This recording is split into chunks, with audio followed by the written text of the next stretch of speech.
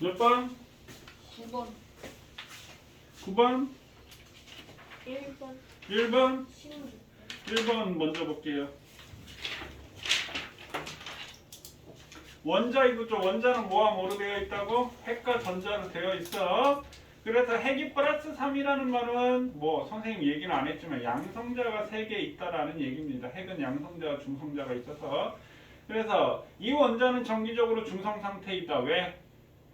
집중하세요. 플러스 3, 마이너스 3이니까 정기적으로 중성. 그래서 모든 원자는 중성 상태가 있는 거야. 화학 시간에 이온 배웠지. 네. 이온은 전자를 잃고 얻었을 때 이온이 되는 거지. 그게 우리 물질에서 마찰력이 뜨는 거하고 똑같은 거야. 그러니까 이온은 그냥 원자 하나를 봤을 때 이온이라고 하는 거고, 우리 마찰전기 할 때는 이걸 뭉태기로 봤을 때 전자의 개수가 많으냐 적으냐를 물어본 거야. 자, 서로 다른 두 물체를 마찰할 때 항상 뭐가 이동한다고? A인 전자가 이동합니다. A는 마이너스고 B는 플러스니까 플러스 마이너스는 뭐가 생겨? 인력이지?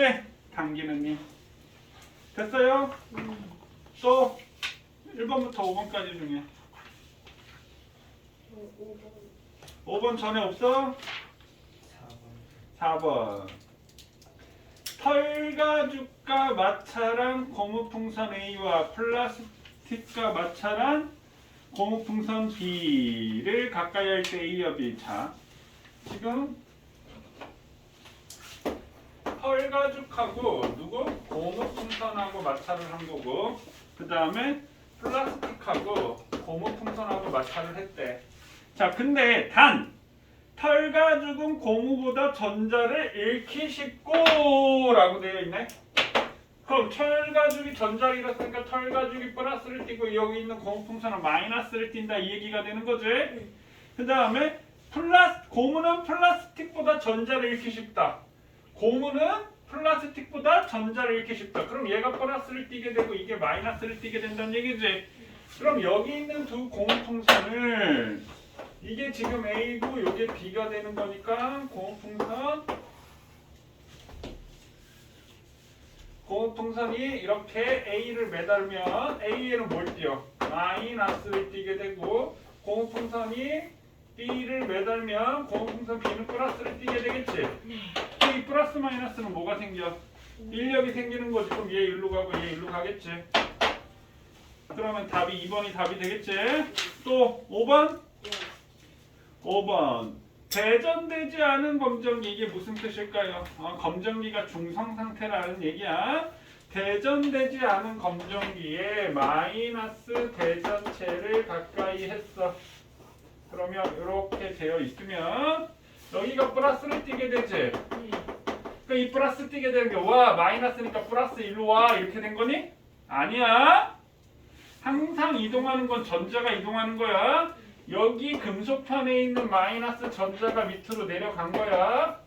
오케이? 그러니까 여긴 전자가 부족하게 되고 여긴 전자가 많으니까 아래쪽은 마이너스를 띄게 되는 거지. 그래서 금속박이 벌어지는 거야. 그럼 전자 이동은 어떻게? 금속판에서 금속박으로 이동하는 거야. 알겠어? 항상 이동하는 건 누가 이동한다고? 전자. 플러스는 이동 안 하는 거야. 그러면 금속박이 벌어진다고 해서 1번이 답이 되겠지. 또 9번 전에 6번, 6번 7번, 6번 7번 먼저 볼게요. 6번 편은 동일한 플라스틱 막대 A와 B를 명주환급에 각각 문지른 횟수를 나타낸 것이다. 그러면 여기서는 명주환급하고 뭐하고 문질렀냐면 플라스틱. 자, 플라스틱을 문질렀어. 플라스틱. 그래. 자, 그리고 이 플라스틱 A, B가 있는데 얘는 5번 문질렀고 얘는 20번 문질렀어. 그리고 여기 뭐라고 되어 있냐면 명주환급은 플라스틱 막대보다 전자를 잃기 쉽다. 그럼 명주가 뭘 띈다는 얘기야? 전자를 잃었으니까. 플러스 띈다, 맞나요? 그럼 플라스틱이 마이너스를 띄게 되겠지? 그러면 한 번 문질릴 때마다 하나씩 전자가 얻었다고 한다면 얘는 마이너스 5를 띄게 될 거고 얘는 마이너스 20을 띄게 된다는 얘기지. 많이 문지를수록 전자가 많이 이동할 거 아니야. 그러면 플라스틱 막대도 이 똑같이 마이너스를 띄고 있지만 이 대전된 전압 양이 다르다라고 우리가 얘기를 한다고. 여기까지 이해되셨나요? 그럼 A와 B는 모두 플러스로 대전되었다. 아니지, 마이너스로 대전된 거지. 기억 틀렸고. 대전되지 않은 검정기에 A와 B를 가까이 할 때 그럼 이게 더 많잖아. 이게 마이너스가 더 크지? 그럼 어떻게 되겠어? 검정기가 더 많이 벌어지겠지? 더 많이 벌어진다. 맞나요? 전기가 더 세니까. 자, 그럼 B일 때 더 많이 벌어진다. 맞고. 마이너스로 대전된 검정기에 그럼 요번에는 검정기가 전부 다 마이너스로 대전되어 있어. 여기에다가 A, B를 뭘 가까이 한 거야? 마이너스를 또 가까이 가져갔네? 맞네? 항상 움직이는 건 뭐라고요? 전자. 그럼 여기 있는 마이너스 전자가 또 전자가 이렇게 밑으로 내려오겠지, 금속박으로. 그럼 여기 마이너스가 더 커지겠지. 그럼 어떻게 되겠어? 더 벌어진다. 오므라든다가 아니고 더 벌어진다라고 해야지 되는 거야. 자, 7번. 자, 도선 속 전자. 도선이 뭐야? 전선이야. 여기에 있는데 플러스를 띄고 있는 걸 뭐라 그래 우리가? 원자 핵이라고 얘기를 하고요. 자, 그 다음에 마이너스를 띄고 있는 전자가 있는데 마이너스를 띄고 있는 전자가 선생님 이 금속 자체가 이걸 우리가 화학으로 따지면 금속결합이라고 얘기해요. 이 금속결합은 선생님 뭐라고 했어? 전자의 바다. 전자의 바다 무슨 뜻이야? 전자 엄청 전자가 엄청 많다. 그냥 전자 덩어리다라고 생각해도 무방합니다. 근데 얘가 이 전자 마이너스를 띄고 있는 전자가 다 이쪽으로 지금 이동을 하고 있네. 맞나요? 맞나요? 그러면 전 마이너스를 띄고 있는 전자가 일로 이동했다는 말은 이쪽이 무슨 극을 띄고 있어? 플러스 극을 띄고 있다는 얘기지. 그러니까 플러스니까 전자를 확 당기는 거야. 아, 플러스니까 원자핵은 일로 밀려난다. 아니야. 원자핵 플러스는 이동 안 해. 물론 세게 하면 이동할 수도 있지만 우리는 전자의 이동만 보는 거야. 그럼 여기는 뭘 띄어? 마이너스. 그럼 전자는 마이너스에서 플러스로 이동하는 거고 전류는 플러스에서 마이너스로 흐른다라고 얘기를 하는 겁니다. 이해됐나요? 오케이. 그러면 자, 전류는 가방향으로 흐른다. 전류는 가방향으로 흐른다. 맞네요. 오케이? 전자가 전하를 운반하기 때문에 전류가 흐르는 거야. 전자는 트럭이야. 그 짐이 전하라고 얘기하는 거야. 자, 그 다음에 3번. A는 전자의 플러스 극에 연결됐다. 맞고요. 4번. 전류가 흐르지 않는다면 전자는 움직이지 않니? 만약에 얘를 전압을 안 걸어줬어. 그럼 전자가 어떻게 돼? 전자를 우리가 자유전자라고 표현을 해. 그럼 이 미친 듯이 불규칙하게 막 지멋대로 움직이고 있는 거야. 지멋대로 움직이고 있는 거야. 그러니까 전자가 움직이지 않고 있는 것이 아니라 불규칙하게 움직이고 있다가 전압을 걸어주면 플러스로 이동을 한다고. 그래서 4번이 틀렸습니다. 나 5번. 단시간 동안에 도선을 통과한 전하의 양은 암페어 또는 밀리암페어로 나타냅니다. 그래서 1암페어는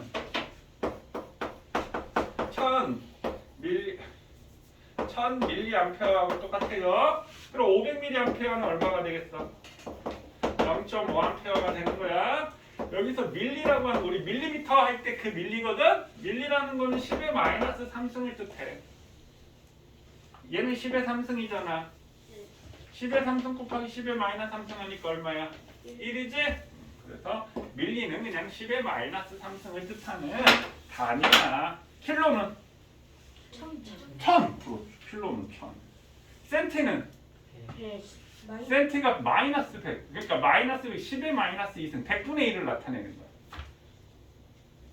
마이크로는? 모르지? 10의 마이너스 6승을 나타냅니다. 나노 들어봤지? 나노가. 마이너스 10분 얘는 10의 마이너스 9승분의 1을 얘기해. 10의 마이너스 9승분의 1이 아니라 10의 마이너스 9승을 나타냅니다. 그럼 1, 10, 100, 1000, 만, 10만, 100만, 1000만, 억. 10억분의 1. 됐어요? 또? 9번 9번. 자, 재질이 같은 니크롬 중에서 그러니까 저항이라고 하는 거는 뭐에 따라서 달라지는 거지? R이라는 저항이 있으면요. 얘는 물질의 종류에 따라서 달라지고 또 길이가 길수록 커지지. 그 다음에 굵기에 따라서 달라지는 거예요. 그래서 얘를 비정로의 S분의 L 이렇게 표현을 해. 그러니까 저항값에 영향을 주는 게 물질의 종류, 이 저항의 길이, 저항의 굵기가 영향을 준다고요. 그럼 길이가 길수록 저항값이 어떻게 된다? 커진다. 굵기가 굵을수록 저항값이 어떻게 된다? 작아진다 이 말이 되는 거예요. 그럼 저항이 가장 작은 값을 찾아라 라고 얘기했네. 근데 여기서 종류는 똑같지? 그럼 뭐만 비교하면 돼? S분의 L을 비교하면 되지? 네. 그러면 1번 얼마야? 1분의 2가 되는 거지? 네. 2번 얼마야? 1분의 4가 되는 거지? S분의 1이니까 3번 얼마야? 1이지. 4번 얼마야? 1.5지. 5번 얼마야? 3분의 4지? 자, 근데 여기서 조심해야 될 게 있다. 뭘 조심을 해야 되냐면, 만약에 잘 보세요. 선생님이 요 길이를 뭐 L이라고 칠게요. L. 그 다음에 요거를 S라고 칠게요. 얘 저항을 R이라고 했어. 됐어요? 그러면 이 길이가 2L이고 여기가 2S야. 그러니까 얘 저항은 우리가 뭐로 표현할 수 있을까요? 8R.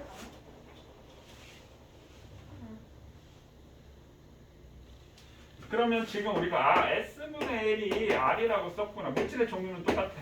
됐니? 4R. 내가 이렇게 하면 안 되겠다. 선생님 다시 쓸게. 얘네 헷갈리겠다 이렇게. 요게 L이고 요게 2L이라고 할게요. S분의 L 썼는데 이렇게. 그 다음에 얘를 선생님 편의상 1cm라고 할게 그냥. 얘를 2cm라고 할게. 그럼 얘는 S분의 L이 R이라고 했으니까 이거는 그럼 어떻게 나타나는 걸까? 요게 지금 사실 우리가 단면적이 굵기라고 했지? 그럼 이건 사실 뭐가 돼? 파이 R 제곱분의 L이 된 거야. 근데 R이 1이지? 그러니까 얘는 파이분의 L이 우리가 R로 나타낸 거야. 굳이 따지자고 보면 이해되셨나요? 그러면 2cm는 얼마가 돼? 4파이. 그렇지. 4파이분의 얼마가 돼? 2L이 되겠네? 그럼 파이분의 1은 R이라고 했으니까 이건 얼마가 돼? 2분의 1R이 되는 거야. 2분의 1R. 그러니까 선생님이 지금 뭐 조심하라고 하는 걸까? 여기 우리 보기에는 그냥 단면적 1mm 제곱 그냥 단면적을 준 거야. 근데 선생님 여기는 뭘 줬어? 반지름을 줬지. 반지름을 줬을 때 제곱을 해줘야 돼. 면적은 제곱을 해줘야 되는 거니까. 그거 잘 봐야 됩니다. 그래서 이런 문제도 있어. 예를 들어서 여기가 단면적이 만약에 S고 길이가 L인 걸, 얘를 갖다가 잡아당겨서 얘를 갖다 쭉 잡아당겨서 길이를 3배로 했어. 이게 저항을 R이라고 해. 얘를 갖다 쭉 잡아당겨서 길이를 3배로 했대. 그럼 저항값이 얼마가 될까?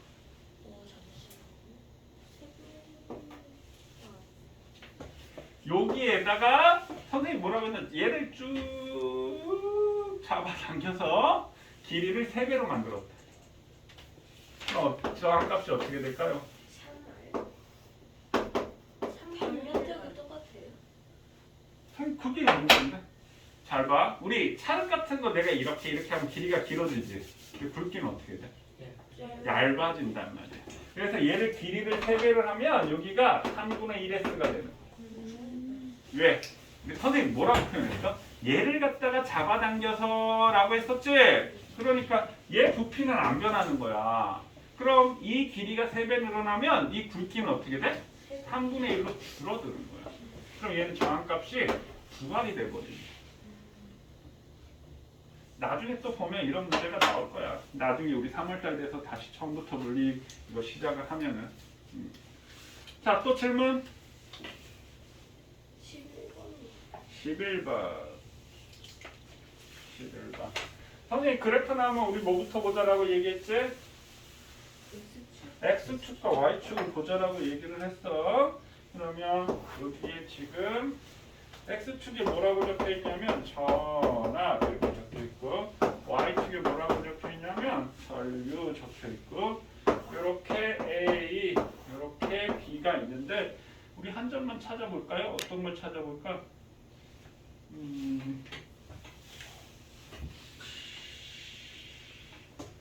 딱 맞아 떨어지는 게 별로 없네. 하나만 찾아볼까? 얘는 B는 여기 3일 때 이게 얼마래? 2 이렇게 적혀있지? 네. 그 다음에 얘는 3일 때 얼마래? 4. 이렇게 적혀있나요? 이렇게. 자, 그러면 기울기 물어보는데 선생님 안 그래도 기울기 얘기하려고 했는데 기울기가 A가 커? B가 커? 기울기 A. 기울기가 A가 크지? 기울기는 경사를 얘기하는 거니까. 그래서 자, 앞으로 이 물리 시간에 그래프 기울기 얘기를 되게 많이 할 건데 수학에서 기울기 배웠지 1차 함수. 그럼 1차 함수 기울기 우리 어떻게 배웠는데 x축의 변화분의 y축의 변화 이거 배웠지? 그러니까 모든 그래프의 기울기는 x축의 변화분의 y축의 변화를 한 값이 이걸 우리가 변화를 한 값이 이게 기울기가 되는 거야.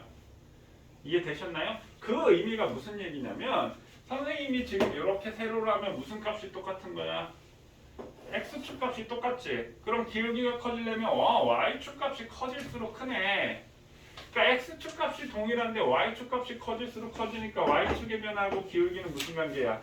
비례관계. 그럼 비례관계는 그냥 분자에 써주면 되는 거라고. 그 다음에 선생님이 이렇게 끄면 뭐가 똑같아? x축 값이 똑같지? 그럼 기울기가 커지려면 무슨 값이? x축 값이 뭐 할수록? 작을수록. x축 값이 작아졌더니 기울기가 커진데 무슨 관계야? 반비례하는구나. 그래서 분모에 써준 거야. 이해되니? 그러니까 모든 기울기는 이렇게 표현을 하는 거라고. 자, 그럼 x축이 변하면 여기서 뭐가 변했어? 전압이 변했네. 전압 V가. y축이 변하면 뭐가 변했어? 전류가 변했네. 맞니? V분의 I? 뭔가 익숙하긴 한데 뭔가 또 찜찜하기도 해. 맞니? 그럼 R은 우리 I는 R분의 V지. V는 IR, I는 R분의 V, R은 I분의 V지?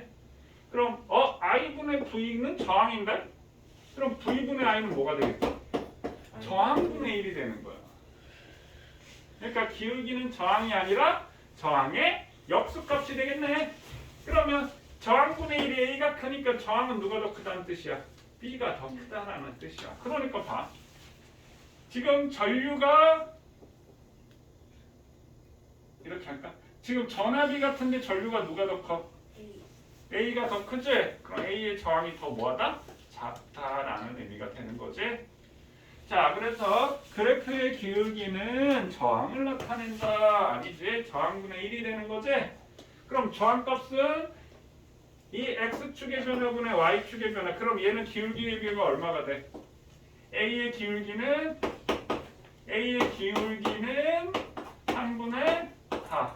B의 기울기는 3분의 2지. 맞니? 그럼 얘는 4대 2니까 2대 1이는 거지 기울기가? 근데 기울기는 뭐라고요? 저항분의 1이잖아. 그럼 저항은 몇 대면? 1대 2가 되겠구나. 이렇게 되겠지? 그래서 저항의 비는 1대 2다. 맞지? 그 다음에 디귿. 전압이 같을 때 그럼 이렇게 전압이 같을 때 이렇게 세로축 값, 가로축 값이 똑같은 거지? 전압이 같을 때 전류의 세기는 이거 봐봐. A가 더 크잖아. 됐나요? 네. 오케이. 또 질문? 12번. 12번. 자기적선 어디서 나와서 어디로 들어가지? N에서 나와서 S국으로 들어가지? 맞니? 그러면 1번은 맞네. S국으로 둘 다 들어가니까 2번은 나와야 되는데 들어갔으니까 틀렸지? 3번은 N은 나오는데 S가 나왔으니까 틀렸지? 들어가야 되는데 그 다음에 4번은 N에서 나와서 S국으로 잘 들어가고 있지? 5번은 거꾸로 됐지? 됐니? 또 17번. 17번 전에 없나요? 14번. 14번 볼게요.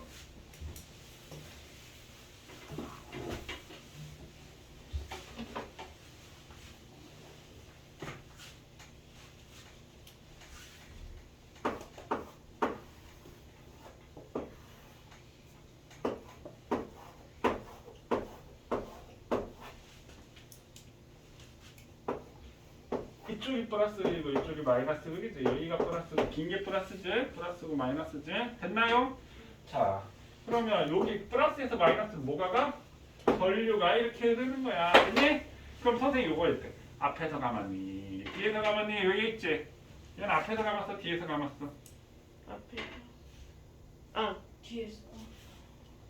뒤에서. 이거 앞에서 감았어? 뒤에서 감았어? 뭐야? 전류 방향을 따진다라고 했지? 전류가 어떻게 돼? 뒤로 가서 이렇게 앞으로 갔네? 그러면 이건 원형 전류니까 이게 전류가 되고 이게 자기장이지? 뒤에서 감았다 이해됐나요? 이렇게 되지? 엄지가 뭘 나타내? 이게 뭐야 내 손가락이? 자기장. 이 내 손가락이 자기장이야? 전류. 전류잖아. 전선을 내 손가락으로 감았잖아. 여기선 내 손가락이 전류가 되는 거야. 이해됐나요? 자 봐. 여기서 이 막대에서 이 전선이 지금 원형이야? 직선이야?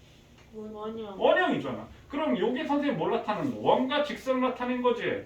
그럼 원인 거가 얘가 되고 직선이 얘가 되는 거야. 그럼 원형이 전류잖아. 그러니까 이게 전류고 이게 자기장이 되는 거야. 됐나요?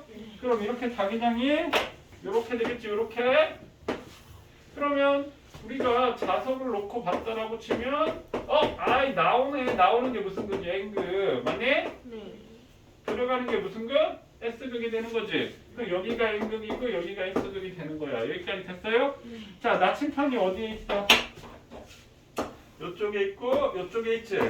선생님 나침판이 뭘 나타낸 거라고요? 자기. 나침반도 자석이야. 자기장의 방향을 나타낸 거야. 그러면 이렇게 나타낸 이 화살표 쪽이 선생님 무슨 극이라고 했어? N극, S극. 그 다음에 얘는 이렇게 되겠지. 그럼 얘는 이렇게 되겠지. 그러니까 여기도 N극, S극이 된다. 그러면 A, B의 모양을 옳게 짝 지은 거 검은색이 N극이야. 그럼 몇 번이 답이 되겠어? 3번이 답이 된다. 되겠지요? 네. 또 질문 16번. 16번. 16번 볼게요. 아 17번. 16번 지금 볼게요. 자, 16번 봅시다. 지금 말급 자석이 이렇게 있어. 말급 자석. 어디가 N극이니? 위에가 N극이네. 지금 여기가 N극이고 여기가 S극이지. 그럼 여기 말급 자석에 지금 전선이 있지. 그럼 자, 여기 봐. 17번 보지 말고 여기 봐. 자, 위에가 N극이고 여기가 S극이니까 여기 N에서 S 이렇게 자기장이 생기고 있죠. 여기 자기장. 자기장 안에서 이 도선에 뭐가 흐르면? 전류가 흐르면 힘을 받는다. 근데 플러스 쭉 따라가 봐. 전원장치에 플러스극 있지? 플러스극 쪽으로 쭉 따라가 봐. 어떻게 돼? 여기에 연결되어 있지? 쭉 돌아서 여기에 연결되어 있지? 이해됐나요? 그럼 전류가 이렇게 된다. 맞나요? 이렇게. 그럼 봐. 자, 자기장에 N에서 했으니까 이렇게 내리면 되지. 내 손가락을. 전류는 들어가지 이쪽으로. 그 힘을 이쪽으로 받으니까 말굽 자석 안쪽으로 힘을 받겠네. 그러니까 A 방향으로 힘을 받는다. 되겠지요? 됐니? 네. 그 다음에 17번 해야 되나요? 네. 17번 반대 방향으로. 그럼 이 상황이잖아. 지금 아까 힘을 받는 게 누구 때문에 힘을 받는다라고 했어? 자기장하고 전류 때문에 힘을 받는다. 선생님 힘을 이 손바닥 방향 어디로? 이쪽으로 바꿔야 되겠지? 그럼 이렇게 바꾸고 이렇게 돼야 되겠네. 그럼 지금 뭐가 바뀌었어? 엄지가 바뀌었다. 맞니? 그럼 전류의 방향이 바뀌었네. 그 다음에 이 상태에서 이렇게 하면 어떻게 돼? 이렇게 해야 되겠지. 전류는 똑같은데 자기장이 바뀌었지. 그러니까 자기장이 바뀌었을 때 힘의 방향이 바뀌고 전류의 방향이 바뀌었을 때 힘의 방향이 바뀐다. 그럼 세기가 더 강한 자석을 사용하면 어떻게 돼? 더 세게 움직이는 거야. 도선이. 전류의 방향을 반대로 한다. N극과 S극으로 바꾼다. 그래서 니은디 규칙 답이 되겠지. 했나요? 네. 지금 몇 시니? 12시네. 잠깐 쉬었다가 진도 나갈게요.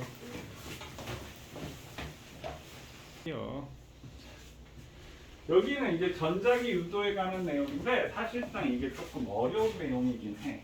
사실상 여기도 조금 어려운 내용이긴 한데 자, 전자기 유도가 뭔지 한번 볼게요. 전자기 유도는 쉽게 얘기해서 우리 발전기의 원리야. 전자기 유도. 발전기의 원리. 그러니까 우리 앞에서 역학적 에너지 배웠지. 역학적 에너지가 뭐였지? 부정. 중력에 의한 포텐셜 에너지, 위치 에너지와 운동 에너지 합을 우리가 역학적 에너지라고 하잖아. 그러니까 얘를 전자기운도는 이 전기 에너지로 바꾸는 거야. 전기 에너지로 바꾸는데 역학적 에너지를 전기 에너지로, 전기로. 선생님 그럼 왜 전기로 써요? 우리가 에너지가 필요하잖아. 그러니까 우리가 가장 쉽게 쓸 수 있는 에너지가 전기인 거야. 전기 코드만 꽂으면 다 되잖아. 열도 나오지, 뭐 세탁기도 돌아가고, TV도 나오고, 라디오도 나오고, 다 되잖아.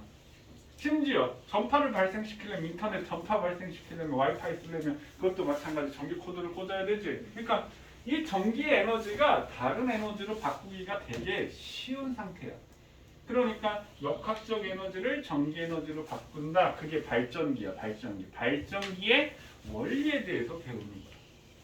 그러니까 모든 에너지는, 그러니까 지구 전체 에너지는 항상 일정해. 근데 자꾸 에너지가 고갈된다라고 하지. 그 얘기는 무슨 얘기냐면 우리가 기술이 부족해서 우리가 쓸 수 있는 형태, 그러니까 에너지가 없어지는 건 아니야. 에너지가 자꾸 다른 걸로 바뀌어. 근데 제일 쓸 수 없는 게, 예를 들어서 열은 항상 고온에서 저온으로 이동하잖아. 그럼 이 공기 중에 열을 갖다가 내가 써서 이걸 전기로 바꾸기가 힘들다고. 왜? 저온 상태에서는. 그러니까 예를 들어서 우리 발전소가 있잖아. 우리 발전소에서 우리나라 따진다고 한다면 우리나라 발전에서 제일 많은 비중이 무슨 발전소가 제일 비중이 높을까? 우리 발전소, 전기 만들어내는 원리가 뭐뭐 있어? 원자력 발전 있고, 또 바다는 파력? 파도. 맞아. 파도 힘으로도 만들 수 있어. 또 뭐가 있을까? 수력 발전. 풍력. 그렇지, 풍력. 요즘 돌아다니면서 지방 간 풍력 발전소 엄청 많지. 또 화력 발전. 그거. 태양광, 태양광 발전이 있고, 또 태양열도 있고, 또 조력 발전소 있고. 저기 우리 어디야? 저 오이도에서 저 대부도 넘어가는 게 우리 전 세계에서 아마 제일 큰 걸로 알고 있어. 조력 발전소. 조력은 밀물과 썰물 그 조수 간만의 차이로 조력 발전도 있고. 이런 다 발전소가 있는데 그 중에서 제일 발전 비율이 높은 게 뭔 줄 알아? 선생님도 원자력인 줄 알았어. 왜? 원자력 발전소 얘기 엄청 많이 나오잖아요. 근데 원자력 발전보다 화력 발전 비중이 제일 높아. 화력 발전 비중이 아마 60% 이상 될 거야. 그 다음에 원자력 발전이에요. 그리고 그 다음 수력이에요. 수력 발전소는 아무데나 만들 수는 없어. 수력 발전 우리 댐 지어야 되지. 그럼 그 댐을 지으려면 어떻게? 산과 산 사이를 막아야 돼. 강이 오는 곳에. 그러면 그 산과 산 사이가 뭐가 되겠어? 수물이 되겠지. 그러니까 그것도 엄청난 생태계 파괴가 일어나거든. 그리고 수력 발전소 같은 경우는 아무데나 만들 수 있는 것도 아니고 큰 강이 있고, 큰 강에 이제 산이 이렇게 있어서 그걸 막아야 되는 거니까. 그럼 있어요, 한국에? 우리나라 있지. 우리나라도 많이 쓰잖아. 저기 소양강 댐 있잖아. 그게 대표적으로 우리나라에서 제일 큰 수력 발전소일 거야. 그래서 수력 발전 저기 어디야? 저 맨날 홍수 나면 나오는 게, 갑자기 이름이 생각이 안 나네. 그 한강줄기에 또 수력 발전 있고, 거기 뭐지? 거기 한강 저 끝에 저 양평 가는 길에, 갑자기 생각이 안 나네. 뭐더라? 저기 양평 광주 그 사이에 있는 거, 저 하남 그 옆에. 하남 옆에 성남. 그 성남도 그 옆에 있고. 광주. 여기 한강유역에 그 밑에, 이름 좀 있으면 생각날 거야. 되게 그것도, 거기도 되게, 그러니까 하남 바로 위에 거기 우리나라 한강유역에 또 댐이 있단 말이야. 겨울철 홍수 나면 댐 수는 다 열잖아. 거기도 수력 발전소고. 그럼 제일 높은 게 화력이야. 그럼 화력이나 원자력이나 원리는 간단해. 일단 조금 더 보고, 역학적 에너지를 전기 에너지로 만든다라고 했는데, 자, 역학적 에너지는 우리가 뭐야? 위치 에너지, 포텐셜 에너지, 그 다음에 운동 에너지. 그러니까 이 에너지를 전기로 바꾸는 거야. 그러면 예를 들어서 뭘 얘기해 볼까? 원리부터 얘기하는 게 낫겠다. 그럼 전기로 어떻게 이걸 바꾸냐면요. 잘 보세요. 자, 근데 여기 코일이 이렇게 있더라고. 코일이 이렇게.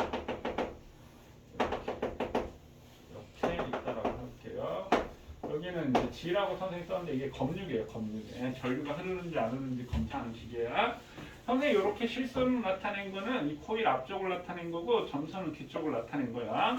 그럼 만약에 여기 자석이 이렇게 있다라고 치자. 이게 N극, 뒤에 S극이 있겠지. 그럼 이 코일 사이에서 이렇게 자석을 떨어뜨리면 이 자석이 무슨 에너지가 있어? 위치 에너지가 있겠지. 그럼 만약에 코일이 없다라고 생각을 해보자. 코일이 없으면 얘가 떨어지면 공기가 없다라고 한다면 여기 있는 공기가 있으면 열 에너지, 공기의 마찰에 의한 열 에너지가 생기는 건데, 근데 아니다. 그건 니네가 나중에 듣지. 여기 있는 포텐셜 에너지가 코일이 없으면 무슨 에너지? 점점 중력 때문에 빨라지니까 운동 에너지로 바뀌게 되겠지. 운동 에너지로 바뀌게 된단 말이야. 근데 여기 코일이 있었을 때는 어떤 상황이 되냐면, 자, 코일 쪽으로 자석을 이렇게 가까이 하잖아? 그러면 여기에서 자기력선이 N에서 S로 이렇게 튀어나오고 있지. 이렇게 N에서 S로 이렇게 나오고 있단 말이야. 그럼 이 코일 안으로 자기력선이 몇 개 들어가고 있어 지금? 3개의 자기력선이 들어가고 있어. 지금 이 상태에서. 자, 그런데 이 자석을 내가 손을 딱 놔서 샥 자석이 이렇게 가까이 오잖아? 그럼 여기 있는 자석이 가까이 오게 되면 이 자석 안으로 만약에 5개가 들어간 거야. 그러면 이 전자기구의 원리는 나 화살 원래 3개 맞았는데 갑자기 5개를 더 맞네? 그럼 3개 맞는 것도 싫어 죽겠는데 5개를 더 맞으니까 얘가 싫은 거야. 니네 화살 2개 더 맞으면 좋아? 싫지? 그럼 어떻게 해야 돼? 화살 오는 거를 막아야 될 거 아니야. 그럼 얘가 막을 수 있는 방법이 이 화살이 자기력선이잖아. 그럼 얘를 자기장을 발생시켜가지고 이걸 쏴서 없애주는 거야. 그럼 위에서 아래로 내려오는 자기력선이 생기니까 이 자기력선 어디로 쏴줘? 위로 쏴줘야 되는 거야. 이해됐나요? 그럼 지금 우리가 앞에서 배운 게 뭘 배웠냐면 전류가 흐르면 뭐가 생긴대? 자기장이 생긴다라고 했지. 전류가 흐르면 자기장이 생긴다라고 했지. 그럼 자기력선이 위에서 아래로 내려오는 자기력선이 더 많아진 거야. 그럼 얘는 어디로 쏴줘? 위로 쏴주는 거야. 뭘? 자기력선을. 그럼 전류가 이렇게 흐르는 거야. 그럼 전류가 이렇게 해서 전류가 이렇게 흐르게 되는 거야. 그럼 다시 얘기하면 이 내부에서 자기력선 어디로? 위로 이렇게 쏴줘야 되겠지. 그럼 이 코일 입장에서는 여기 위에가 지금 자기력선이 나오고 있잖아. 나오는 게 무슨 극이야? 나오는 게 S극이야? 나오는 게 N극이잖아. 자기력선이 나오는 게 N극. 위에를 N극을 만들어서 쏴서 없애주는 거야. 그럼 다른 관점으로 보면 얘는 N극이 내려오면 N극이 나오는 게 싫어. N극이 내려오는 게 싫은 거야. 왜 싫어? N극이 내려오니까 자기력선을 더 많이 맞게 되니까. 그럼 위에 N극 만들면 이 코일이 위에를 N극을 만들면 이 자석도 N극이 돼서 N극 뭐가 생겨? 청력이 생기게 되겠지? 그러면 얘를 청력이 생겨서 오지마 하고 위로 밀어 올리는 거야. 자, 그럼 아까 선생님이 무슨 얘기를 했냐면 야, 여기에서 만약에 코일이 없다라고 한다면 이 자석을 떨어뜨리면 이 자석이 쭉 떨어지면서 위치 에너지가 운동 에너지로 바뀌어. 그래서 역학적 에너지가 보존이 된다라고 했지? 근데 여기서 뭐가 흘렀어? 전류가 흘렀지? 그러면 이 위치 에너지가 아까는 이 위치 에너지가 운동 에너지로 100% 다 바뀌었다라고 한다면 코일을 놔두게 되니까 운동 에너지 그만큼 더 빨라지겠어? 안 빨라지겠어? 그만큼 많이 안 빨라지는 거야. 왜? 오지마 하고 이제 코일이 밀어 올리니까. 그럼 이 위치 에너지가 운동 에너지는 조금밖에 안 바뀌어. 그러면서 뭘로 바뀌어? 전기 에너지로 바뀌게 되는 거야. 그래서 역학적 에너지를 전기 에너지로 바꾼다. 그럼 반대로 N극이 멀어지게 되면 어떻게 되겠어? 또 그게 싫은 거야. 그럼 N극이 멀어지면 어떻게 해야 되겠어? 위를 S극을 만들어. 그러니까 자기력선을 이렇게 써서 위를 S극으로 만들고 아래 N극이 돼서 N극 가지마 하고 다시 잡아오려고 하는 거야.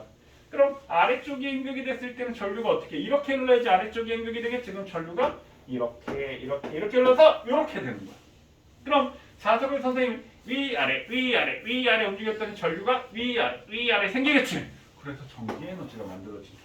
그럼 간단하게 코일 사이에 놓고 그럼 만약에 선생님 여기다가 전구를 여기다 연결했어. 그럼 여기에 전류가 흐르게 되니까 이 전구가 번쩍번쩍 불이 들어오는 거야. 어떻게? 코일에다 놓고 자석을 위아래 움직이면 전기가 생겨서 번쩍 불이 들어오는 거야. 그래서 우리 전동 킥보드나 아니면 우리 아이들 타는 킥보드나 아니면 우리 인라인 스케이트라고 하나? 그 바퀴에서 막 타면 불이 번쩍 들어오지? 그게 이 전자유도의 원리야. 그래서 우리 TV 프로그램 같은 데 보면은 막 어떤 사람들이 자전거 막 타가지고 어떻게 해서 막 TV도 켜고 막 해가지고 한단 말이야. 그게 이 전자유도 발전기의 원리란 말이야. 그럼 우리도 전기 만들어낼 수 있어. 우리 걸을 때마다 어때? 이제 몸이 흔들리지? 그럼 만약에 가방에다가 그런 장치를 만들어 놓고 내가 흔들릴 때마다 이 코일 만들어 놓고 자석이 있으면 이 내가 움직일 때마다 이 자석이 흔들려가지고 전기를 계속 충전을 하면서 다닐 수가 있다. 근데 충전된 걸 사면 되지. 충전 건전지를 사면 되잖아. 그러니까 이렇게도 만들 수 있다는 얘기야. 하이브리드 자동차도 이 원리야. 전기를 그러니까 그걸 이제 전기 배터리에 저장을 했다가 일부 그거 모터로 쓸 수 있게 만든 거란 말이야. 전자기유도 이해되시나요? 그러니까 없던 에너지를 전기 에너지로 만드는 것이 아니라 그러니까 이 코일에다 자석 움직이면 다 전기가 만드는 거야. 그럼 풍력 발전은 어떻게 되겠어? 바람 불면 프로펠러 돌아가지. 그럼 프로펠러 끝에다가 자석 만들어 놓고 코일 놓으면 어떻게 계속 돌아가니까 전기를 계속 만들어낼 수 있는 거야. 수력 발전은 어떻게 되겠어? 수력 발전 물이 흘러갈 때 물레방아는 막 돌아가겠지. 그럼 물레방아 둘 때 여기다 자석 놓고 여기다 코일 연결하면 코일에 해서 전기 만들어서 그걸 충전을 해놓는 게 그게 수력 발전이야. 그럼 화력 발전이나 원자력 발전은 뭐냐면요. 자, 화력이나 원자력이나 똑같은데 처음만 달라. 뭐가 다르냐면 화력은 어떻게 돼? 석유는 석탄이나 천연가스 등 가지고 태워. 그 열 나오지. 물을 끓여. 물 끓이면 뭐가 나와? 수증기가 나오지. 그럼 수증기가 막 나오면 여기 이제 증기 터빈이 있어. 수증기가 오면 이 터빈이 막 돌아가는 거야. 그럼 여기다 자석 연결해놓고 코일 달아놓으면 막 돌아가니까 전기를 만들어내는 게 화력 발전. 그럼 원자력 발전은 핵 분열이 일어나는데 핵 분할 때 엄청난 열이 나와. 또 물 끓여. 그럼 물 끓이면 어떻게? 그 수증기를 갖고 터빈 돌려가지고 여기 자석 넣으면 어떻게 돼? 전기를 또 만들어내는 거야. 그러니까 원료가 핵에너지면 원자력 발전이고 원료가 석탄이나 천연가스, 가스면 어떻게 돼? 화력 발전이다 이 말이야. 결국에 뭐? 자석 돌리면 돼! 코일에다 놓고. 이해되셨나요? 그렇게 해서 전기를 만드는 거야. 근데 태양광은 조금 달라. 태양열도 마찬가지야. 태양열도 어떻게 우리 오목걸로 해서 빛 뭐지? 그 물 끓여. 그럼 전기 만들어 전기. 이건 태양열. 똑같이. 그러니까 물을 끓여서 만드는데 태양으로 끓이면 태양열. 석탄하고 가스를 끓이면 화력 발전. 핵에너지로 끓이면 원자력 발전이 되는 거야.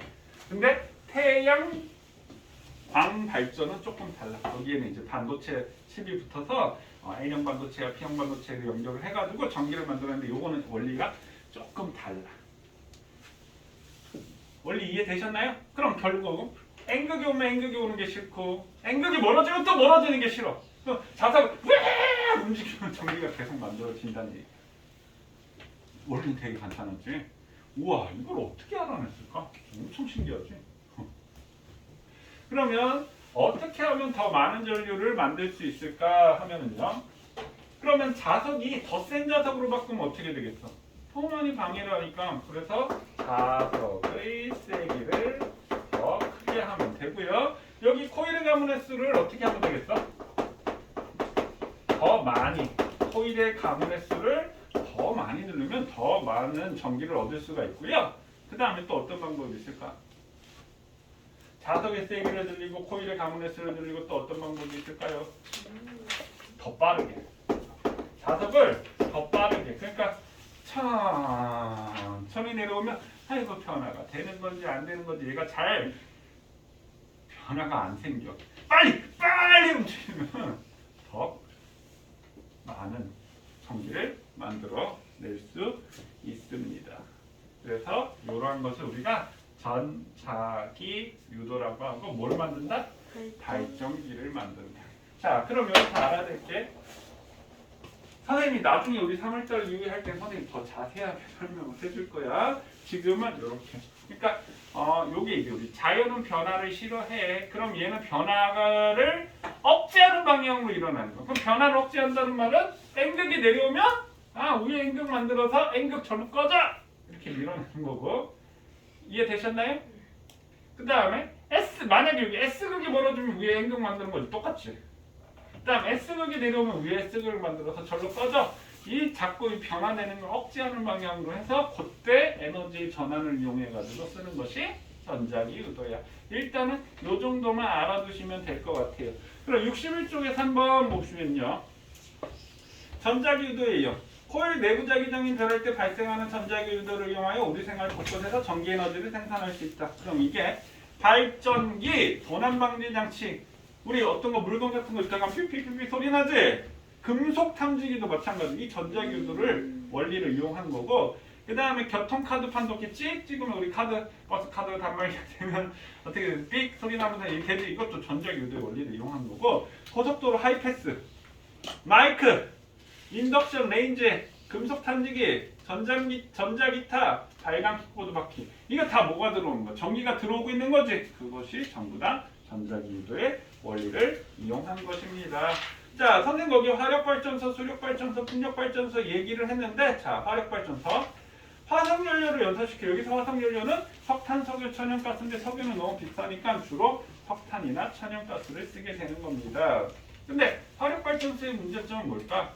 얘를 연소시킬 때 이산화탄소가 되게 많이 생겨. 그 다음에 미세먼지들도 많이 생길 수가 있고. 그럼 선생님 아까 화력발전소하고 원자력발전소를 뭐 한다고 했어? 물을 끓인다라고 했지? 그럼 그 물을 끓이고 남은 그 뜨거운 물을 어디다가 버려야 되겠어? 바다로. 그렇지. 강에다 버리면 큰일 나지. 그 뜨거운 물. 그래서 발전소는 화력발전이나 원자력발전소는 다 바다에 있는 거야. 그래서 우리나라 같은 경우는 이쪽 서해안 지역에 주로 화력발전소가 많이 있고 저쪽 동해안 쪽에 원자력발전소가 많이 배치되어 있습니다. 그래서 서해안 쪽에 화력발전소가 많기 때문에 선생님 미세먼지 같은 거 나온다라고 했잖아. 그러니까 우리나라는 편서풍의 영향을 받아. 그러니까 중국 쪽에서부터 이렇게, 왜냐하면 지구 전체의 큰 대기 흐름이 서쪽에서 동쪽으로 이동하는 그 중위도 지역에 우리나라가 위치하고 있거든. 그러니까 서쪽에다가 화력발전소 짓게 되면 그 발전소에서 먼지들이 나오게 되면 이 배기가스나 이런 것들이 대기하고 합쳐져서 미세먼지가 그렇게 해서 생기게 되는 거야. 선생님 그럼 원자력발전소를 서해안에 그렇지. 원자력발전소를 서해안에 만들었다고 한다면 미세먼지도 덜했겠지. 근데 그게 우리나라는 지정학적 위치가 특별한 게 원래 원자력발전소는 저쪽 부산, 울산 쪽에 만들었어. 그래서 우리나라 대표적인 공업단, 석유화학 공업이나 이런 공업단지들도 부산, 울산 쪽에, 포항 이런 쪽에 많잖아. 왜 그랬을까? 지금 우리나라가 전 세계 유일한 분단 국가잖아. 지금 휴전 중이잖아, 사실은. 그러니까 이 원자력 발전소가 폭파가 된다는 얘기는 어떻게 될까? 원자폭탄 터지는 거하고 똑같은 거야. 그런데 이제 북의 위협이 있으니까 북한하고 거리가 될 수 있으면 멀게 지어놓은 거야. 그래서 동해안 쪽에 원자력 발전소를 지어놓고 이제 점점점 우리나라가 산업이 고도화되면서 전기가 점점점 필요하게 되니까 발전소가 필요하지. 그럼 우리나라 인구가 절반 정도 어디 살아? 서울 경기도에 살잖아. 그럼 서울 경기도에 원자력 발전소 지어놓으면 좋겠니? 북한과도 가깝고. 야, 니네 동네 옆에 원자력 발전소 짓는다고 하면 어떻게 되겠어? 누가 찬성해? 누가 좋아해? 싫어하겠지. 거기에 방사능 노출될 수도 있을 텐데. 그래서 화력 발전소를 서해안에 많이 짓기 시작한 거야. 그래서 지금 이러한 결과가 생긴 거야. 미세먼지 엄청 심각하잖아. 자, 그래서 화석연료를 연소시켜 물을 끓이고 물을 끓일 때 발생한 증기로 터빈을 해결시킨다. 수력 발전소는 물의 높이차. 물의 높이가 높을수록 수압이 세니까 물이 더 빠르게 이동하겠지. 그럼 이 물레방아가 더 빠르게, 자석이 더 빠르게 돌릴 수 있겠지. 그래서 전기를 만들어내는 거고, 풍력 발전소는 바람의 힘을 이용해서. 그러니까 어차피 다 코일 안에서 자석 돌리면 되는 거야. 전기 만들어지는 거야. 이게 뭐라고요? 에너지 전환. 없던 에너지가 생기는 게 아니라고요. 넘어갑니다. 자, 그럼 전기에너지예요. 전기에너지는 우리 62쪽 쉽게 전달할 수 있고, 그래서 선생님이 아까 전기 쓰는 거라고 얘기했지.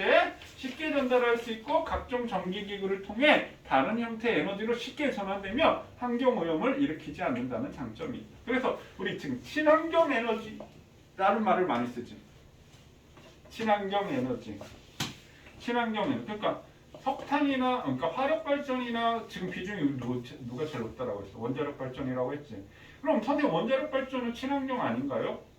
원자력 발전은 오염물질은 따로 이제 그 발전 과정에서 오염물질 안 나와. 근데 방사능 폐기물. 그 폐기물이 뭐냐면 얘네들이 핵물질 그것뿐만 폐기물이 아니라 예를 들어서 거기에서 사람이 가서 일한단 말이야. 그럼 방사능 차단을 하려면 여기 이제 나무로 된 옷을 입어야 돼. 그래야지 방사능이 차단이 되거든. 그럼 거기에서 한번 썼던 것들이 전부 다 방사능 피폭이 되고 장갑, 신발, 옷 이런 것들이 그게 다 방사능 폐기물이야. 그러면 그거 어떻게 해도 그럼 여기다 막 내버려둬? 이 방사능이 얘는 계속 나오기 때문에 이 방사능 폐기물 처리제 이거 우리가 방패장이나 방사능 폐기물 처리장이 있는데 이걸 뭐 따로 처리할 수가 없어. 그냥 내버려 두는 거야 거기다 놓고. 그 대신 방사능 안 나오게 이걸 차단을 해야 되겠지. 방사능이 안 나오려면 콘크리트를 30cm 두께로 이렇게 해야 돼. 그래서 최악의 원전 사태가 지금 뭐 일본 후쿠시마 원전도 지금 그것도 처리 못해가지고 난리지 그쪽 지역은. 그리고 1980년도에 체르노빌이라고 해서 러시아, 그러니까 우크라이나인가? 체르노빌 원전이 그게 대륙 폭발이 된 거야. 근데 그 폭발해서 계속 방사능이 나오는데 이걸 못 하는 거야. 어떻게 하냐면 그냥 콘크리트 된 도구를 그냥 씌워놓는 거야. 이거 끝나라 기다리고 있는 거야. 방사능 짧게는 수백 년, 길게는 수천 년, 수만 년까지 그 방사능이 이걸 계속 반응을 해서 더 이상 방사능이 안 나올 때까지. 그럼 방패장도 마찬가지야. 그거를 갖다 거기다 보관해놓고 짧게는 수십 년에서 수백 년 동안 그 방사능 없어질 때까지 기다리는 방법밖에 없는 거야. 그러니까 방사능 자체, 핵에너지 자체는 에너지 단가가 쌀지 모르겠지만 그 방사능 폐기물 처리하는 비용까지 따지면 원자력도 사실 싼 에너지가 아니고 친환경이라고 할 수 없겠지. 그럼 친환경이라고 할 수 있는 건 뭐 태양광이나 풍력 이런 걸 해야 되는데 뭐 조력. 근데 거기에서 얻어지는 에너지, 위치나 뭐 이런 것도 고려해야 되고 뭐 환경이 파괴될 수도 있고 얻어지는 에너지도 양이 그렇게 많지가 않아. 그래서 쉽게 그렇게 갈 수가 없어요. 방사능은 아무튼, 위험해요? 뭐라고요? 방사능은 위험해요? 그럼 방사능 피폭되면 그냥 죽는데 피부 썩고 막 엄청 안 걸려. 쉽게 얘기해서 눈에 보이진 않지만 그냥 이 세포 변형시켜서 안 걸려. 더 많이 피폭되면 그냥 죽는 거고. 좀비돼요? 죽는다니까? 죽는 거예요. 자, 전기에너지 전환. 일상생활에서 전기기구를 사용할 때 전기기구에는 전기에너지가 공급되며 공급된 전기에너지는 전기기구에서 다양한 전기 형태로 바뀐다. 그럼 우리 TV를 본다는 건 주로 우리 보는 거야. 영상을 보니까 빛에너지로 전기를 빛에너지. 그 다음에 소리도 듣지? 소리도 에너지라서 소리 에너지. 자, 소리 에너지. 라디오, 텔레비전 이렇게 있고 열 에너지는 이걸 전열기라고 하는데 전기 난로 있지? 다리미, 전기 밥솥, 전기 꽂아가지고 열나는 건 다 전열기고 열 에너지를 이용하는 거. 운동 에너지. 세탁기, 선풍기, 미세기 막 빙빙 돌리지? 그럼 얘는 전기 에너지를 운동 에너지로 돌리는 거야. 자, 에너지 전환과 보전. 자, 에너지는 한 형태에서 다른 형태로 전환이 되는 거지 없어지는 게 아니야. 그래서 항상 일정하게 보존이 되는 겁니다. 됐나요? 자, 62쪽에 소비 전력과 전력량 얘기 있는데 이것도 굉장히 중요합니다. 자, 여기 보세요. 선생님 먼저 전기에너지부터 한번 얘기를 해볼게요. 전기에너지, 전력, 전력량에 대해서 얘기를 하겠습니다. 자, 전기에너지. 자, 선생님 이 전기에너지를 설명하기 전에 우리 전열기라고 하는 것인데 좀 전에 선생님 얘기했죠. 전열기. 전열기는 무슨 에너지에서 무슨 에너지로 바꾸는 거야? 전기에너지에서 열 에너지로 바꾸는 걸 우리가 전열기라고 얘기를 합니다. 그러니까 전기 난로 생각하면 돼. 전열기. 그러면 이 열이 발생하는 원리가 어떻게 되냐면 선생님 우리 전선에서 어떻게 된다라고 얘기를 했냐면 플러스를 띄고 있는 원자핵이 이렇게 있으면 마이너스를 띄고 있는 전자가 쾅 이동을 하면서 쾅 충돌하는 거야. 전자가 원자핵에 충돌하겠지. 그럼 여기서 충돌 시 열이 발생을 해. 충돌 시 열이 발생을 한다. 그럼 우리 손에 박수 치면 어때? 손이 열나지. 손바닥 열나지? 손에 충돌하니까 열이 발생하는 거야. 그럼 손바닥이 어떻게 해야지 더 열이 많이 발생할까? 더 세게 치면 되겠지. 아니? 더 많이 치면 되겠지. 네. 그 다음에 더 오래 치면 되겠지. 아니? 그러면 전자가 원자에게 충돌하는데 세게 충돌해. 그럼 속력이 빨라야 되겠지. 그럼 뭐가 커야 될까? 전압이 커야 된다 이거. 더 많이 전자가 더 많이 이동해야 돼. 전자의 흐름은 우리가 뭐라 그래? 두 글자로 흐름, 흐를 유자를 써서 전류. 그러면 더 많이 전류가 세야 된다. 더 오래 시간이 세야 되겠지. 시간. 그래서 전기 에너지는 전압에 비례하고 그 다음에 전류의 세기에 비례하고 그 다음에 시간에 비례하는 거예요. 그럼 전압이 뭐지 기호로? 그럼 다시 열이 많이 발생하려면 전압이 셀수록 전류가 셀수록 시간이 될수록 세겠지. 네. 맞니? 그래야지. 그러니까 더 세게 충돌하고 더 많이 더 오래 충돌하면 열이 더 많이 생길 거 아니야. 그러면 전압이 세게 되고 전류가 세게 되고 시간이 세야 되겠지. 그래서 전기 에너지는 전압, 전류, 시간에 비례를 하는 거야. 그래서 우리 전기 에너지를 전기 에너지라고 하고 전압이 뭐야 기호가? V. 전압 볼트 V. 전류는 뭐야? I. 시간이 영어로 뭐야? 타임이니까 T 이렇게 되는 거야. 그럼 우리 모든 에너지의 단위는 뭘까요? 우리 앞에 1에서도 1의 단위하고 똑같아. 줄. 그래서 줄 1줄의 전기 에너지는 1V 곱하기 1A 곱하기 1초였을 때 우리가 전기 에너지라고 얘기를 해. 1V 1A 1초 전기 에너지라고 얘기합니다. 이해되셨나요? 그 다음에 전력이라는 말은 전기의 힘이라는 뜻이야. 그래서 전력은 파워야, 파워. 전력 P 이렇게 얘기를 해. 그러면 전력이라는 얘기는 자, 너도 로봇이고 나도 로봇이라고 쳐봐. 로봇가 이제 전기로 가는 거야. 그럼 너도 100줄 에너지를 쓰고 나도 100줄 에너지를 쓰는데 너는 1초 동안 100줄 에너지를 쓰고 선생님 10초 동안 100줄 에너지를 썼다고 쳐봐. 그럼 누가 힘이 셀 것 같아? 저요? 1초에 100줄 쓰잖아. 난 10초에 100줄 쓰면 나 1초당 얼마 쓰는 거야? 10줄밖에 못 쓰는 거잖아. 그래서 이 전력이라는 이 전기의 힘이라는 거는 이걸 우리가 전가 단위 시간당 전기 에너지. 그러니까 다시 얘기하면 어떻게 할수록 전력 P는 어떻게 할수록 세겠어? 전기 에너지를 많이 쓸수록 세겠지. 근데 짧은 시간 동안 해야 될 거 아니야. 그래서 전력 P는 시간 T분의 2 이렇게 되는 거야. 그럼 에너지 단위가 뭐라고요? 줄. 시간의 기본 단위는 세크. 줄 퍼 세크. 1초당 에너지라는 뜻이야. 1초당 에너지. 그래서 이 1줄 퍼 세크는 우리가 뭐라고 하냐면 뭐라 그러거든? 와트. 들어봤지? 200와트, 300와트 이런 거 들어봤지? 1와트. 그럼 어떤 가전제품이 있는데 200와트야. 그럼 얘는 220V 200와트야. 얘는 220V에 꽂아놓으면 1초당 200줄의 전기 에너지를 소모해. 이 뜻이 되는 거야. 이해되셨나요? 네. 자, 그럼 봐.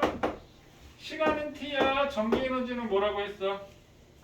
V, I, T가 되겠지? 그럼 T 약분되니까 뭐가 남아?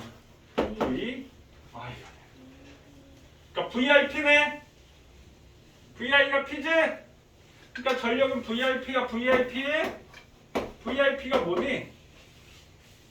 Very important person 맞나요? 이게 물리 공식이야. VIP. 아니 그게 물리 공식이 아니라 공교롭게도 VIP가 물리 공식이야. 뭐라고? 전압 곱하기 전류는 전력이야. 그래서 1V 곱하기 1A는 1W하고 똑같아.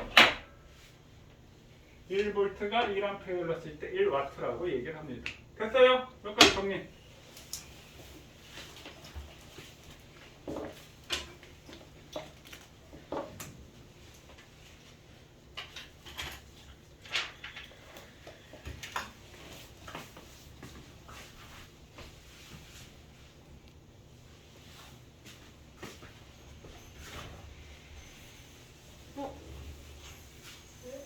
네네 엄마.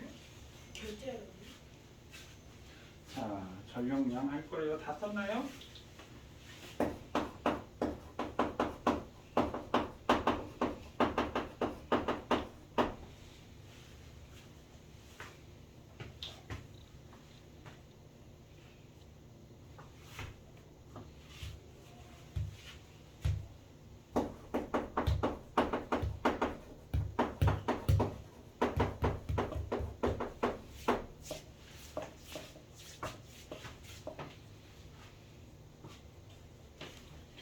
자, 전력량이라는 말은 전력의 총량을 의미하는데, 자, 그래서 전력량은 전력의 총량이니까, 야, 전력은 시간당 1초당이잖아. 맞니? 그럼 전력량은 만약 1시간이면 어떻게 돼? 1시간의 전기 에너지니까 전력량은 전력 곱하기 시간을 얘기하는 거야. 자, 근데 차이점이 뭐냐면 여기서 우리 전기 에너지 선생님 시간 할 때는 무슨 단위 써준다고 했어? 초단위 써주는 거야. 초단위. 얘는 시간이 아워 단위를 써줘. 그럼 전력은 뭐라고 했지? 전력은 전하 곱하기 전류 곱하기 시간. 선생님 전하 곱하기 전류 곱하기 시간 똑같은데요? 그래, 전력량도 전기 에너지인 거야. 근데 얘는 초당 전기 에너지고 전력량은 1시간의 전기 에너지를 얘기하는 거야. 1시간의 전기 에너지. 아워니까. 이게 단어가 아워가 돼서. 그러면 전하 곱하기 전류가 뭐라고 했어? VI가 VIT 이렇게 되겠지? 근데 여기 아워 단위를 써주는 거고 전하 곱하기 전류가 전력이라고 했지? 그럼 이게 와트 곱하기 시간이니까 이렇게 해서 1와트시. 이걸 와트시라고 읽어줍니다. 와트시. 와트시. 그럼 1와트시는 1와트 곱하기 1시간이고 1와트는 1볼트 곱하기 1암페어고 1시간은 몇 초야? 3600초. 그럼 1와트시는 3600줄의 전기 에너지하고 똑같은 거다. 선생님, 그럼 전기 에너지는 있는데 왜 와트시를 왜 써요? 전기요금 계산하기 편하기 위해서. 우리 전기세를 얼마마다 한 번씩 내지? 야, 매일매일 전기세 쓰고 내라고 하면 아이씨 귀찮아 죽겠네. 못 내지. 일주일마다 쓰는 것도 번거로워. 근데 1년이면 1년이라는 굉장히 긴 시간 동안이니까 어디 이사가고 막 엉망진창이 되겠지. 그래서 한 달마다 한 번씩 전기요금을 계산한단 말이에요. 근데 전기요금 낼 때 전기를 많이 쓰면 어떻게 돼? 많이 내야 될 거 아니야. 그 전기를 많이 썼다는 말은 전기 에너지를 많이 썼다는 얘기지. 그럼 하루는 몇 시간이야? 1시간은 몇 초야? 3600초지. 하루는 몇 시간이야? 24시간이지. 한 달이면 곱하기 30이지. 그럼 전기 에너지 한 달 계산하는데 벌써 3600 곱하고 거기에다가 24를 곱하고 거기다가 30을 곱하고 하면 숫자가 122,244. 예를 들어 최우정님은 한 달 동안 224,244줄 썼으니까 전기요금 얼마네? 이렇게 하면 어떻게 돼? 아이씨 이게 도대체 얼만큼이야? 헷갈리겠지? 근데 여기다가 키로까지 붙이면 1kWh는 얼마 어떻게 돼? 1000W가 되는 거지. 그러면 1kWh당 10,000원이야. 그럼 222,244주라면 뭐 22.4kWh를 썼네. 그럼 너는 1kg당 224,000원 이렇게 전기요금을 계산하기 쉽게 하기 위해서 와트시라는 걸 도입을 했다 이 말이에요. 그러니까 한 번에 보이잖아. 1kWh당 10,000원이니까 22.4kW 이게 많이 썼는데 뭘 썼어? 전기장판하고 전열기가 되게 특히 에어컨이 제일 크고 에어컨보다 더 큰 게 전열기. 전기 히터 있잖아. 엄청 전기 히터, 전기장판 엄청. 그다음 여름에 제일 큰 게 에어컨. 에어컨 특히 전열기가 더 커. 전열기가 뭐예요? 전열기 전기 히터. 전기 난로. 전기 엄청나게 잡아먹습니다. 웬만한 거 그거 전열기 2개 꽂아놓고 하면 차단기 다 떨어져. 그 빨간색처럼 창. 거기 막 더운 열 나오는 거 있잖아. 아 바람 나오는 거. 바람 나오는 거나 빨간 거 나오는 거. 열 발생시키는 게 전기를 제일 많이 써. 그래서 전력량이라는 것은 이러한 것입니다. 이해됐나요? 네. 그래서 전기 에너지 어떻게 써라? 효율적으로 써라. 그 얘기가 되는 겁니다. 그럼 숙제 65쪽, 66쪽 숙제로 하겠습니다. 자, 그래서 우리 전기 파트가 끝났어요. 집에 가서 요거 한 거 정리하고 전력량도 정리해 저거. 숙제해요.